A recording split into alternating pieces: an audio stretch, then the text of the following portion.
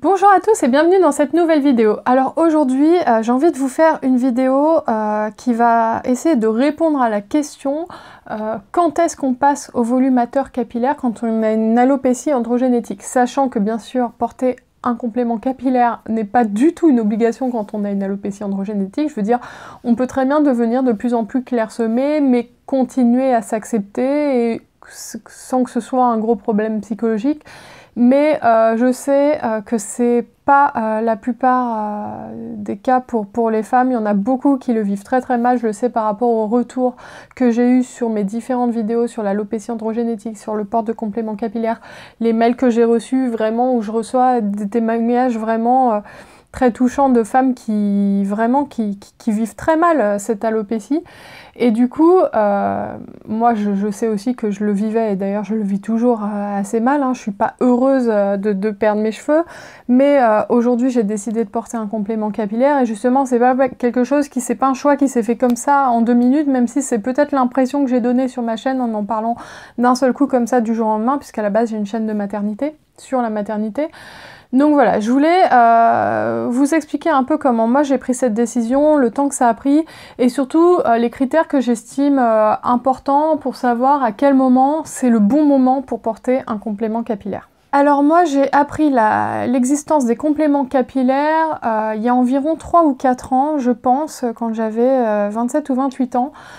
Puisque c'est une époque où je complexais énormément sur ma chute de cheveux, alors que je les perdais beaucoup moins que maintenant, et je passais beaucoup de temps par moment, quand j'avais des angoisses à ce sujet-là, à arpenter les forums du type Hair Loss Forum, Forum international de la Hair Loss, enfin...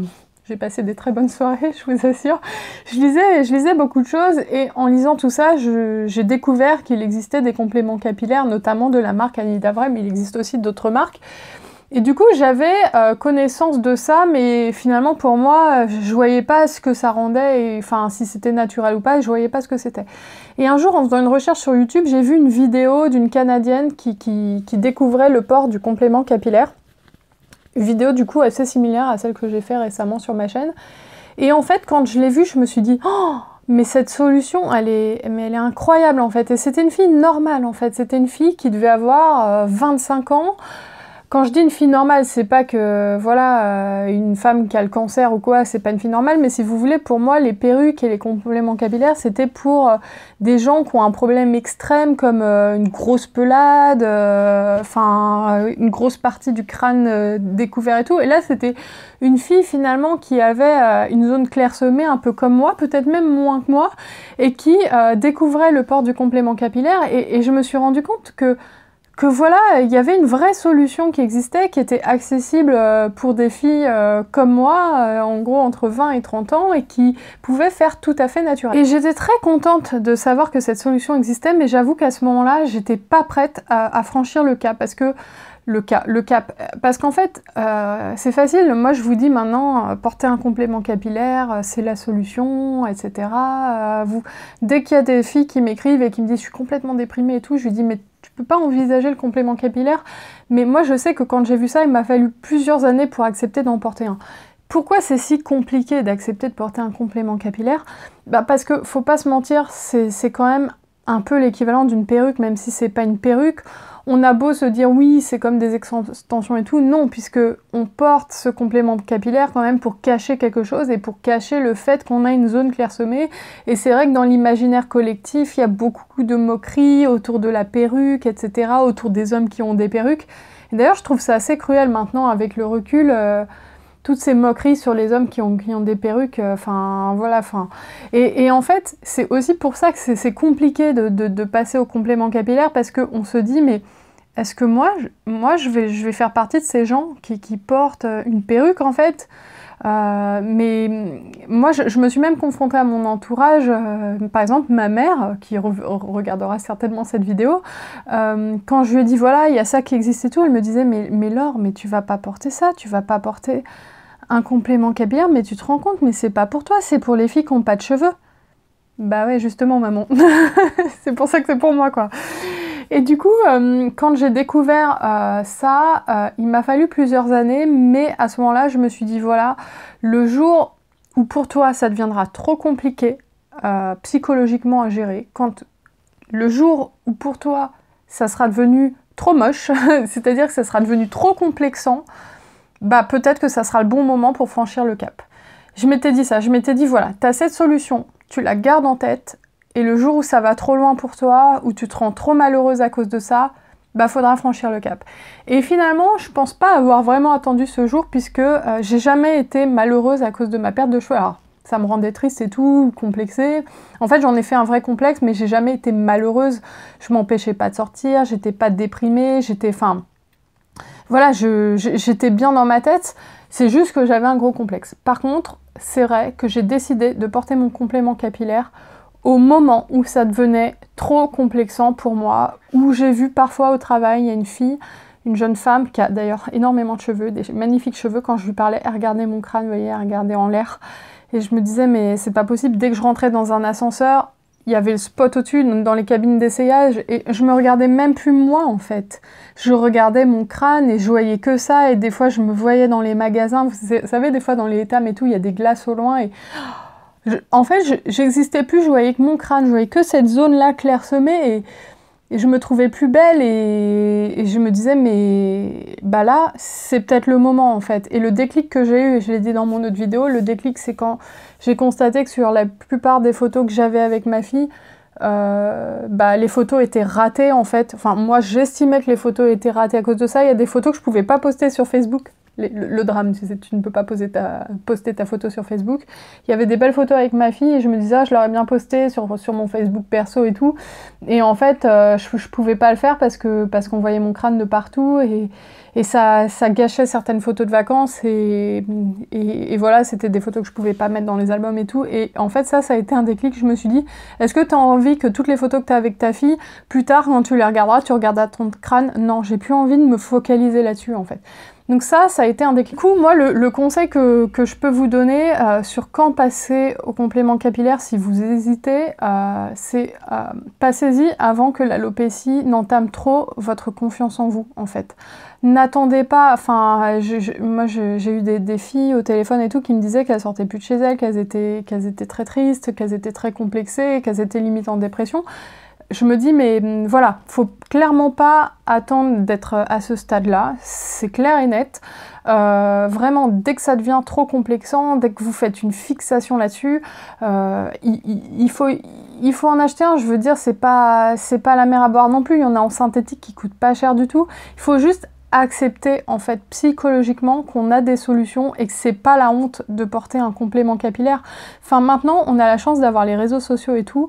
Moi je sais que cette vidéo YouTube que j'avais vue m'a énormément aidé à franchir ce cap, même si ça a été 3 ans plus tard, et si j'ai fait ma vidéo aussi, c'est aussi pour aider certaines femmes à franchir le cap, et franchement, s'il y a des filles qui, grâce à moi, ont pu ralentir un peu le moment entre elles prennent connaissance et où elles achètent un complément capillaire et où finalement ça leur change beaucoup de choses dans leur quotidien, mais j'aurais tellement pas fait ça pour rien et ça me fera tellement plaisir, et je reçois tellement de messages de filles qui m'écrivent et qui me disent voilà, grâce à toi je vais aller chez Annie Davray et je vais essayer le complément capillaire, et je me dis bah putain, si t'as pu faire ça pour quelqu'un, bah voilà, là je suis toute seule contente là dans ma chambre de me dire ça.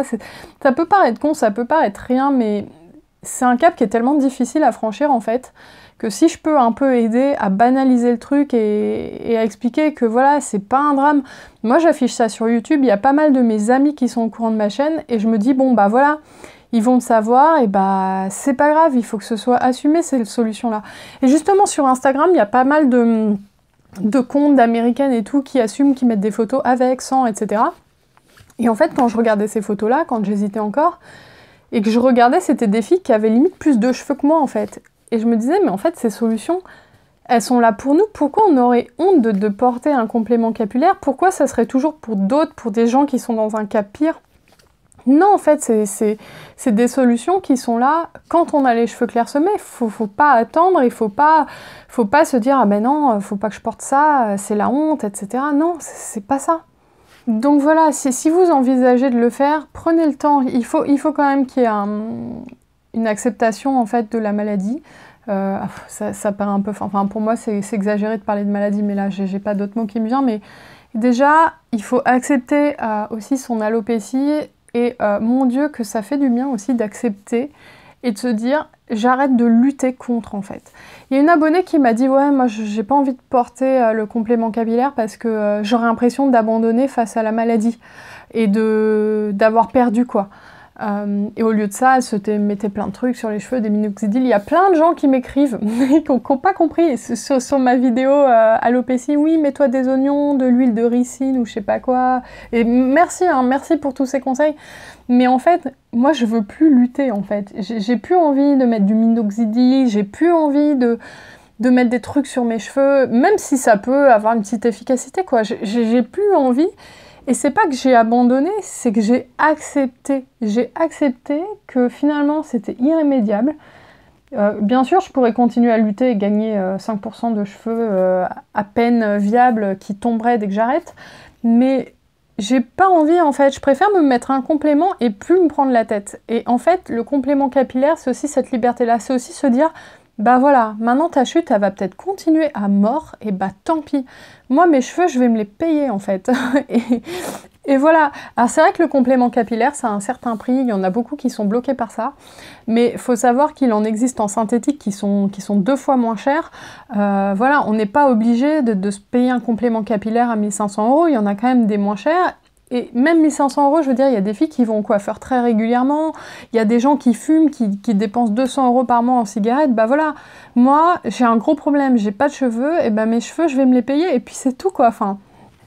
Et en fait, maintenant, avec le recul, je me dis que finalement, le complément capillaire, j'aurais dû le mettre avant.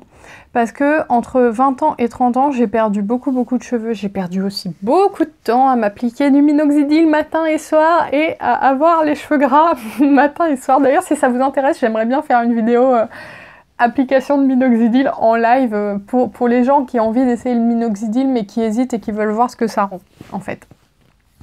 Mais bref, j'ai perdu beaucoup de temps à faire toutes ces solutions-là et finalement ça a maintenu mes cheveux quand même pas mal de temps, même si j'en perdais. Mais entre 25 et 30 surtout, j'étais pas bien dans ma tête. Enfin, physiquement, je me disais mais t'es pas belle, enfin, je me sentais pas bien en fait quand j'allais à des soirées et tout. Je me sentais jamais physiquement bien et je me dis mais c'est dommage en fait parce que t'aurais pu avoir des cheveux magnifiques. Depuis l'âge de 25 ans et t'aurais pu commencer avant en fait. Et du coup le conseil que j'ai c'est voilà, si vous avez 25-30 ans, attendez pas d'avoir 50 ans. Bon, si vous avez 50 ans, attendez pas d'en avoir 70, hein, ce serait dommage, mais voilà, si vous avez 25-30 ans, attendez pas. Enfin, il y a aussi le fait que si vous attendez trop et que vous les perdez trop, le jour où vous allez passer au complément capillaire, ça sera beaucoup plus compliqué pour que les gens ne le remarquent pas. Moi, finalement, j'ai pas attendu tant que ça. Il y a plein de gens, la plupart des gens sur ma chaîne YouTube n'avaient pas remarqué que j'avais une alopécie. Mes amis, ma famille n'avaient pas forcément remarqué. Et du coup, au travail, je pense que les gens n'avaient pas remarqué. J'ai mis un complément capillaire un peu du jour au lendemain et personne n'a remarqué. Pourquoi? Parce que j'ai pas attendu vraiment qu'on voit tout mon crâne. Et j'avais encore des solutions pour masquer avec les cheveux propres, ça se voyait pas vraiment, c'était pas détecté, les médecins, les coiffeurs m'en parlaient pas, etc. Donc, pourquoi je conseille aussi de pas trop attendre? Parce que, voilà, si vous attendez vraiment d'être quasi chauve, parce que malheureusement, on ne sait pas comment ça va évoluer l'alopécie. Il y a des gens pour qui ça va rester plus ou moins stable, et il y a des gens qui vont avoir l'ensemble du crâne bien dégarni. Moi, je vois des femmes, parfois, dans le métro et tout, je me dis, je vais être comme ça, quoi, merci, parce que moi, je pense que j'ai une alopécie assez agressive, en fait, qui évolue très vite. Mon père a perdu tous ses cheveux à l'âge de 20 ans, donc j'ai un bon terrain génétique pour la perte de cheveux, et je me dis, voilà, si j'avais attendu 45 ans, t'as pas du tout de cheveux, t'arrives avec plein de cheveux, bon, voilà, c'est pas un drame. Moi, je pense qu'en plus, il faut assumer ce type de solution. Moi, je viens seulement de le porter, donc c'est clair qu'au travail et tout, je me sens pas prête à dire c'est pas mes cheveux, quoi, mais je pense qu'ici 2-3 ans, je serais prête à dire aux gens qui me font un peu des compléments sur mes cheveux, dire bah oui, je porte un complément capillaire parce que j'ai pas beaucoup de cheveux, bah oui, enfin, qui va juger, quoi. Puis franchement, si la personne juge, mais c'est qu'elle a rien compris, et moi je m'en fiche de la vie des gens comme ça en fait. Donc voilà, c'était les 2 conseils que j'avais, c'est n'attendez pas que ça vous complexe trop, que ça vous rende trop malheureux et que ça détruise toute votre confiance en vous pour agir. Et n'attendez pas que ça se voit trop, parce que le jour où vous le mettrez, ça sera plus compliqué à ce que ça passe sans que les gens s'en aperçoivent, quoi. Voilà, j'espère que cette vidéo vous a plu et je vous dis à bientôt pour une prochaine vidéo.